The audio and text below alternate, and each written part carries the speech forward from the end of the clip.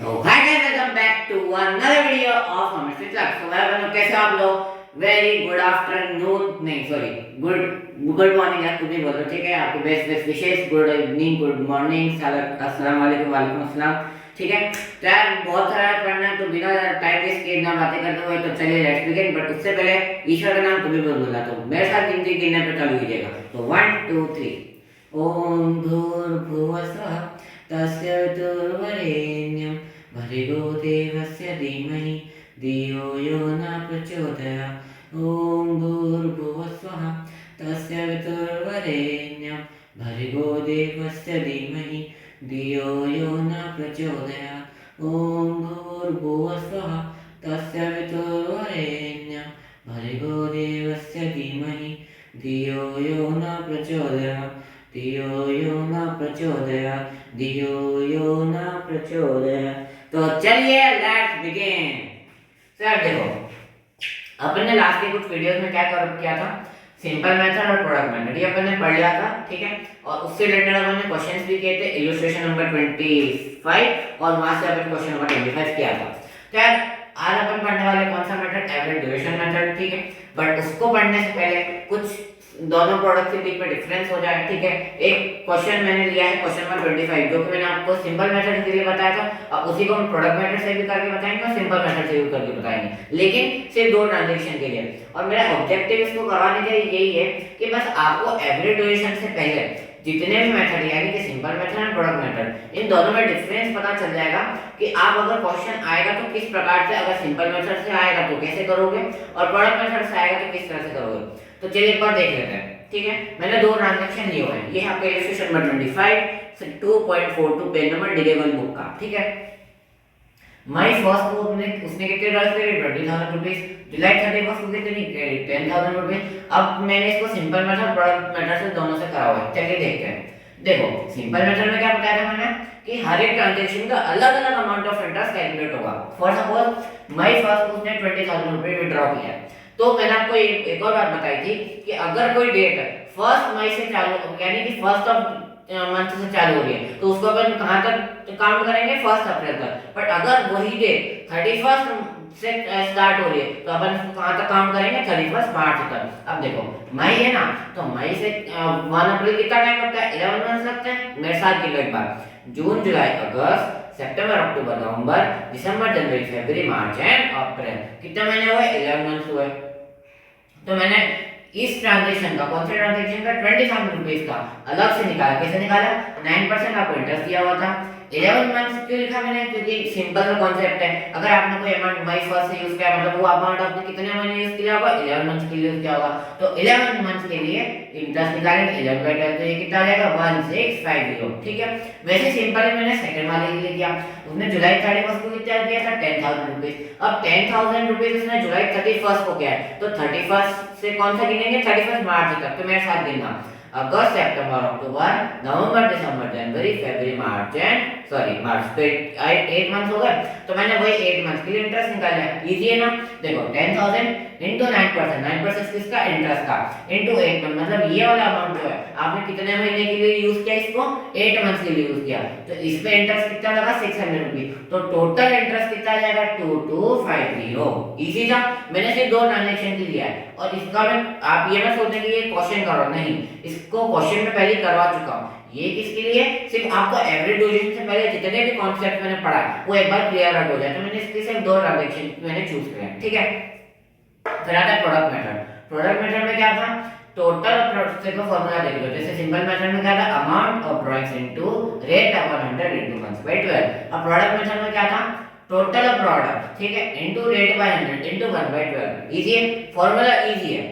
क्या है, total of product into rate upon 100 into 1/12। तो प्रोडक्ट मेथड में क्या है, देखो मई फर्स्ट जुलाई 31, ये मैंने डेट लिख दी। अमाउंट कितना लिखता था इसके लिए, मई फर्स्ट को था 20,000, जुलाई 31 को था 10,000। अब देखो सिंपल मेथड में इसमें क्या डिफरेंस है, सिंपल मेथड में आपने एक ही स्टेप में आपने कैलकुलेट किया था, उसी में आपने मंथ्स लिख दिए थे कि ये इतने महीने यूज किया और ये अमाउंट इतने मंथ्स आपने यूज किया। प्रोडक्ट मेथड में क्या होगा, आप मंथ्स नीचे नहीं लिखो, मतलब जब कैलकुलेशन करोगे तो फॉर्मूले में, तो फॉर्मूले में नहीं आएगा कि आपने कितने उसको महीने के लिए यूज किया है, वो अपन कहां लिखेंगे, यहां लिखेंगे।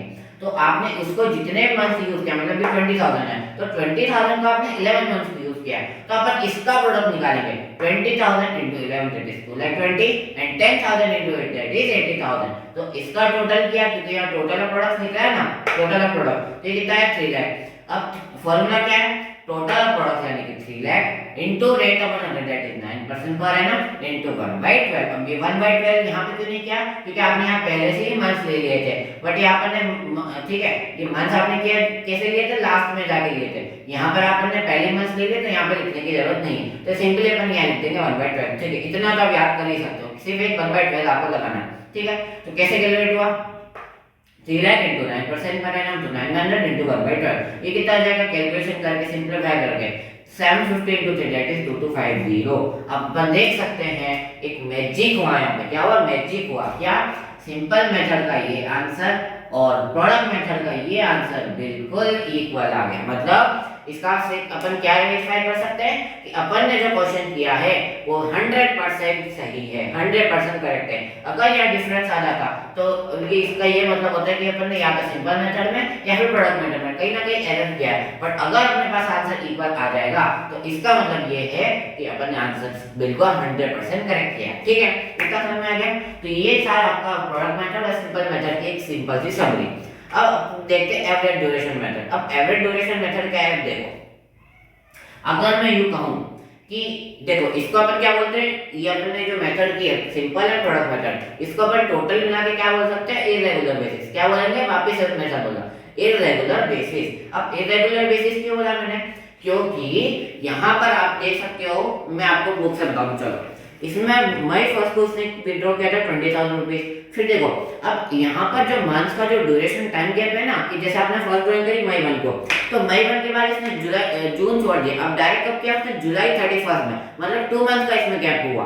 तो ये कब हुआ, इरेगुलर बेसिस पे। क्या आपने हर मतलब जैसे रेगुलर बेसिस में क्या होगा कि आप equal amount of drawing equal time gap के अंदर अंदर विड्रॉ करोगे, बट इसमें क्या था, इरेगुलर टाइम बेसिस है। मतलब आपने विड्रॉ तो किया है बट कब किया, इरेगुलर बेसिस पे, कभी आज किया, फिर कभी 2 महीने बाद किया, फिर कभी 3 महीने बाद किया, तो उसको क्या बोलते हैं, इरेगुलर बेसिस। तो सिंपल मेथड और प्रोडक्ट मेथड ये अपन ने किए इरेगुलर बेसिस पे। अब अगर मैं ये कहूं कि अगर यही ड्राइंग्स रेगुलर बेसिस पे होती तो अपन क्या करते, देखो मेरे साथ बोर्ड पे देखना, अगर यही ड्राइंग्स जैसे रेगुलर बेसिस पे कैसे कि आप हर महीने की पहली तारीख को या फिर आखिरी तारीख को या फिर क्वार्टर के फर्स्ट में या फिर क्वार्टर के मिड में या फिर क्वार्टर के एंड में, ठीक है, तो अगर इस तरह से विड्रॉ करोगे तो क्या आप वहां सिंपल मेथड लगाओगे क्या, तो the answer will be no.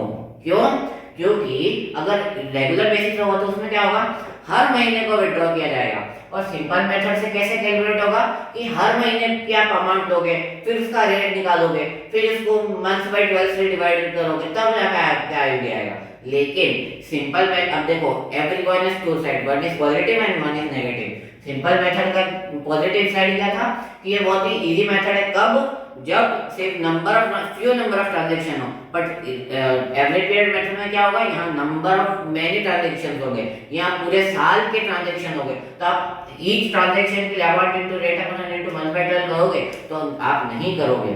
मैं डिनाई नहीं कर रहा हूँ कि आप वहाँ सिंपल मेथड नहीं कर सकते, अगर आपके पास टाइम है तो आप सिंपल मेथड लगा सकते हो, लेकिन to save time accountancy is all about time management. तो अगर आपको सिंपल मेथड वहाँ पर, अगर आपके पास टाइम नहीं है तो वहाँ आप क्या लगाओगे, एवरेज ड्यूरेशन मेथड लगाओगे। अब जब एवरेज ड्यूरेशन मेथड में बहुत सारे केसेस बनते हैं, बिगिनिंग, एट द एंड, ठीक है, सॉरी ये यहाँ पर मिड हो जाएगा, ठीक है, मैंने गलत लिख दिया, एट द मिड, ठीक है, तो मिड हो गया, एंड हो गया, बिगिनिंग हो गया। बहुत सारे केसेस है कि आप क्वार्टर के स्टार्टिंग में करो या फिर at the mid of the quarter, ठीक है, फिर एंड ऑफ द क्वार्टर, तो ऐसे कई सारे केसेस हैं, बट इस वीडियो में सिर्फ 3 अपन केसेस कवर अप करने वाले हैं।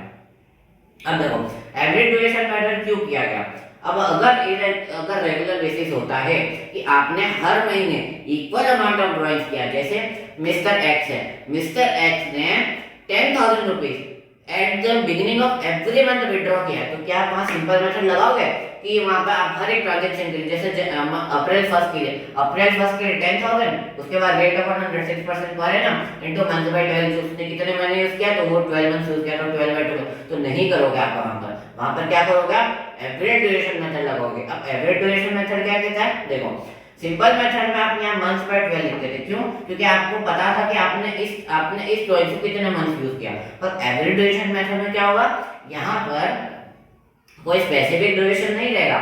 जैसे mister x withdraw 10,000 rupees eight the beginning of every month, तो वहाँ कोई स्पेसिफिक ड्यूरेशन है क्या? वहाँ कोई स्पेसिफिक ड्यूरेशन नहीं है। वहाँ आप टोटल का करोगे, किसका करोगे? टोटल ड्राइंग्स का करोगे। यहाँ पर ईच ड्राइंग का किया था अमाउंट ऑफ ड्राइंग्स का, यहाँ टोटल ड्राइंग्स करोगे, तो यहाँ इसलिए कोई स्पेसिफिक मंथ नहीं होता। तो इस केसेस में अगर कोई स्पेसिफिक आपके पास ड्राइंग्स नहीं है तो आप क्या करोगे? टोटल कर दोगे और क्या कर दोगे? एवरेज ड्यूरेशन लगा दोगे कि यहाँ पर आपके पास एक नेचुरल नंबर का ड्यूरेशन था कि 4 मंथ्स, 5 मंथ्स, 6 मंथ्स, बट यहाँ पर क्या होगा? यहाँ पर आप एक एवरेज ड्यूरेशन लगाओगे। और एवरेज ड्यूरेशन का फॉर्मूला क्या होता है? देखो, इसको मैं फटाफट से लिखता हूँ, ठीक है? ये आपने देख लिया, मैं इसको मिटा नहीं रहा हूँ क्योंकि इसी से अपन देखेंगे। इधर मैं आपको लिख रहा हूँ, फटाफट से करते हैं।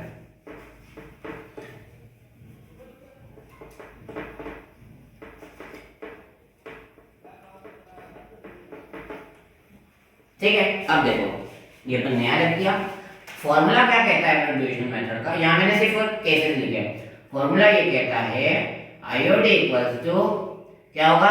नहीं सॉरी, आईओडी नहीं, यहाँ पर होना चाहिए एवरेज ड्यूरेशन। ठीक है, सबसे पहले एवरेज ड्यूरेशन निकलेगा। अब यहाँ पे नहीं निकाला क्योंकि यहाँ पर को ईच ड्राइंग का निकाला था और हर एक ड्राइंग के लिए आपको पता है कि आपने इसको कितने मंथ यूज किया। बट यहाँ पर क्या होगा? यहाँ टोटल ड्राइंग्स के ऊपर निकालेगा। अब टोटल ड्राइंग्स का तो कुछ ड्यूरेशन नहीं होगा क्योंकि वो तो ड्राइंग्स का टोटल है कि आपने कितने ड्राइंग करे, उन सब का टोटल है, टोटल ऑफ ड्राइंग्स में। तो यहाँ पे एवरेज ड्यूरेशन क्या निकलेगा? एवरेज ड्यूरेशन इक्वल्स टू, तो मार्केट अच्छा चल रहा है, बिल्कुल डार्क चल रहा है, आपको दिख रहा होगा। तो एवरेज ड्यूरेशन इक्वल्स टू कितना? ये फॉर्मूला आप इसको आराम से लर्न कर सकते हो, ठीक है? Time left after first drawing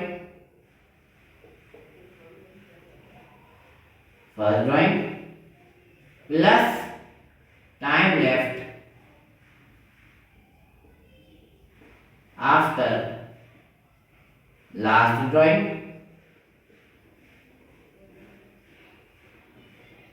divided by 2। ठीक है, अब एवरेज ड्यूरेशन में ये फॉर्मूला क्यों लिया? देखो, एक सिंपल सी मैथमेटिक्स कैलकुलेशन है। अगर आपको किसी भी दो नंबर का एवरेज निकालना है, फॉर सपोज अगर आपको निकालना है 13 और 14, ये दो नंबर ले लिया आपने। अगर 13 और 14 का एवरेज निकालना है तो आप कैसे निकालोगे? 13 प्लस 14 डिवाइडेड बाय 2, तो कितना होगा? 27 डिवाइडेड बाय 2, तो ये कितना हो जाएगा? 2 1 2 2 3 जैसे 13.5। तो आपने क्या किया कि दोनों नंबर को ऐड करके अपॉन डिवाइडेड बाय 2 कर दिया। सिमिलरली इधर एवरेज ड्यूरेशन कैसे निकलेगा? देखो, अगर मैं बात करूं फर्स्ट केस की, मतलब बिगिनिंग ऑफ द ईयर, मतलब बिगिनिंग ऑफ एवरी मंथ, मतलब कि आपने हर एक महीने की पहली तारीख को, या कि 1 अप्रैल, 1 मई, 1 जून, 1 जुलाई से लेके वापस 1 अप्रैल तक पूरे 12 मंथ्स विड्रॉ किया है, तो उस कंडीशन में आप कैसे निकालोगे? यहाँ पर मैंने निकाला हुआ, देखो 12 प्लस 1 डिवाइडेड बाय 2। आपने फर्स्ट ड्राइंग कब करी होगी? 1 अप्रैल को, क्योंकि ईयर कब चालू होता है आपका अकाउंटिंग है? 1 अप्रैल से। तो 1 अप्रैल को आपने विड्रॉ करी, तो उस अमाउंट को आपने कितने मंथ्स के लिए यूज किया? 12 मंथ्स के लिए, 1 अप्रैल से 1 अप्रैल। बट एट द एंड अब आप लास्ट मंथ कौन सा रहेगा आपके पास? 1 मार्च, क्योंकि 1 मार्च के बाद तो नेक्स्ट ईयर चालू हो जाएगा। तो आपने लास्ट में कब विड्रॉ किया होगा? 1 मार्च को। तो 1 मार्च को आपने कितने मंथ यूज किया? एक मंथ के लिए यूज किया होगा, तो 12 प्लस 1 डिवाइडेड बाय 2। आप यहाँ पर इंस्टेड भी आप हर एक महीने का निकालो, 12 प्लस 11 प्लस 10 प्लस 9 प्लस 8। तो आपने क्या किया? एवरेज ड्यूरेशन ले लिया कि फर्स्ट ड्राइंग का ड्यूरेशन प्लस आखिरी ड्राइंग का ड्यूरेशन डिवाइडेड बाय 2। इतना ही समझ में आया? Very easy. क्या किया आपने? जितनी फर्स्ट ड्राइंग ली उसमें कितना मंथ आपने यूज किया, और जो लास्ट ड्राइंग थी उसको कितने मंथ यूज किया, डिवाइडेड बाय 2। अब देखो, बिगिनिंग में क्या है? आपने हर एक महीने की पहली तारीख को विड्रॉ किया, तो अप्रैल 1 को विड्रॉ किया, तो अप्रैल 1 से अप्रैल 1 1 अकाउंटिंग ईयर कंप्लीट, तो आ जाएंगे 12 मंथ। फिर वापस आपने कब लास्ट में विड्रॉ किया होगा? 1 मार्च को, तो 1 मार्च से कितने मंथ? 1 मंथ, तो 1 divided 12 plus 1 divided by 2 that is 13 by 2 months. Easy, ठीक है। बात है एट द एंड के लिए। अब एट द एंड का मतलब क्या होगा? बिगिनिंग का मतलब होता है हर महीने की पहली तारीख को, यानी फर्स्ट ऑफ उस मंथ को। अब एट द एंड का मतलब क्या होता है? मंथ एंड कब होता है? या तो 30th को होगा या 31st को होगा, बट अपन ये मान के चलते हैं कि मतलब आप मंथ का एंड ले लोगे। तो देखो आपने अगर विड्रॉ किया 30 अप्रैल को, अप्रैल का महीना कितने डेज का होता है, 30 अप्रैल, 30 डेज, तो 30 का आपने किया, तो अब देखो 30 है ना, तो मैंने क्या बताया, अगर लास्ट तारीख का है तो वो उसको कितने मंथ के लिए काउंट करोगे, उसको करोगे आप 31 मार्च तक के लिए। अब 30 अप्रैल को पहले महीने में विड्रॉ किया होगा, अब वहां से गिन लो 30 मई, 30 जून, 30 जुलाई, अगस्त, सितंबर, अक्टूबर, नवंबर, दिसंबर, जनवरी, फरवरी, मार्च, कितने महीने हो गए, 11 मंथ्स हो गए। तो ये यहां लिख दिया। Time left after first break आपने करी at the end of first month, मतलब 30 अप्रैल को, तो 30 अप्रैल से 30 मार्च तक कितने बचे, 11 month, plus time left after last drawing कब करी होगी, 31 मार्च को। अब देखो यहाँ पर आपने आखिरी ड्राइंग करी है 31 मार्च को, 31 मार्च से 31 मार्च कितने डेज, 9 डेज लेफ्ट, तो इसलिए हमने लिख दिया 0 डिवाइडेड बाय 2, तो कितना आ जाएगा 11/2 मंथ। इजी है। टाइम, ये सिंपल फॉर्मूला याद करना है कि आपने पहली ड्राइंग कब करी, उसके बाद कितना मंथ्स बचे, और लास्ट ड्राइंग कब करी, उसके बाद कितना टाइम ड्यूरेशन बचा, उसमें आपको करना है डिवाइडेड बाय 2, ये कितना हो गया 11/2। ये क्या समझ में आ गया, नहीं आया है तो प्लीज कमेंट सेक्शन में पूछेगा, अपन इसके बारे में क्वेश्चन करने वाला है इलस्ट्रेशन नंबर 26, उसमें आपको और इजीली समझ में आ जाएगा इलस्ट्रेशन से। फिर आता है एट द मिड, मतलब कि आपने हर महीने की मिडल, मतलब 15th ऑफ एवरी मंथ आपने क्या किया, विड्रॉ कर लिया, तो वहां से कितना मंथ, देखो आपने फर्स्ट विड्रॉ कब किया होगा, आपका ईयर कब चालू होगा, 1 अप्रैल को, तो 1 अप्रैल का मिड मतलब कितना होता है 15th अप्रैल, और 15th अप्रैल के बाद कितना मंथ बच गए, तो देखो 15 से देखना, तो अप्रैल से देखना मेरे साथ, मई, जून, जुलाई, अगस्त, सितंबर, अक्टूबर, नवंबर, दिसंबर, जनवरी, फरवरी एंड मार्च, तो ये हो गया 15 मार्च से कितने हो गए 11 मंथ। बट यहाँ पर और भी 15 डेज बचेंगे, आपको 31 तक गिनना है ना, तो 31 से कितना होगा 11.5 मंथ, तो 11.5, और ये हो गया टाइम में आफ्टर फर्स्ट रैंक आपने करी थी 15 अप्रैल को, 15 अप्रैल से 15 मार्च 31 मार्च तक, ये हो गया 11.5, and time left after last rank. अब लास्ट रैंक कब करी आपने 15th ऑफ मार्च को, मतलब कि आपने हर महीने की 15th तारीख को आपने विड्रॉ किया, तो मिस्टर एक्स ने अगर विड्रॉ किया है 15th मार्च को, तो उस पे कितना इंटरेस्ट चार्ज होगा, सिर्फ 15 डेज का, तो अगर इसको मंथ में लिखना कितना लिखोगे 0.5 मंथ, तो डिवाइडेड बाय 2 करेंगे, आगे 6 मंथ आपका आंसर, ठीक है। अब लास्ट में जब सारे में केसेस हो जाएंगे ना, तो मैं टेबल बना दूंगा, ये अपन मैंने आपको बता दिया कि कॉन्सेप्ट वो मंथ्स आए कहां से, वैसे तो ये आपको टीचर बता देंगे कि 13/2, 11/2, बट आया कहां से, इस फॉर्मूले से आएगा, ठीक है। अब इसके फटाफट से क्वेश्चन कर लेते हैं अपन। इलस्ट्रेशन नंबर 26, मैं इसको मिटा देता हूं, ठीक। अब एक बार देख लो, इससे पहले एक बार फॉर्मूला भी देख लेते हैं। फॉर्मूला क्या होगा आईओडी में, IOD equals to total drawings, मतलब कि अगर आपने 10,000 at the beginning of every month किया सपोज, तो 10,000 हर महीने किया, और ऐसे कहते रहते आपने कितने मंथ के लिए विड्रॉ किया होगा 12 मंथ्स के लिए, तो 10,000 into 12 दैट इज 1,20,000, तो वो यहां पर लिखा जाएगा total drawings equals to total drawings into rate upon 100 into average duration, average time period लिख देते हैं, average time into 1/12, ये हो गया फॉर्मूला। क्या है फॉर्मूला, टोटल ड्राइंग, मतलब टोटली आपने पूरे ईयर में कितने ड्राइंग करी, जैसे मिस्टर ए है, तो मिस्टर ए ने 5,000 eight the beginning of every month withdraw किया, तो ऐसे उसने कितने मंथ्स के लिए विड्रॉ किया होगा, पूरे 12 मंथ्स किया होगा, तो 12,000 into 5,000 that is 60,000 into rate by 100, जो रेट दिया होगा वो अपन लिखेंगे। एवरेज टाइम कैसे निकालेंगे, इस फॉर्मूले से, कि आपने फर्स्ट ड्राइंग कितनी करी, उसके बाद का time period, plus last drawing कब करी, उसके लास्ट का पीरियड डिवाइडेड बाय 2, ठीक है, into 1/12, इजी।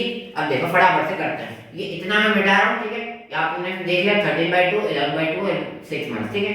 अब फटाफट से क्वेश्चन करते हैं, फटाफट चलिए यही कर देते हैं, ये आपका फॉर्मूला याद हो जाएगा, ठीक है।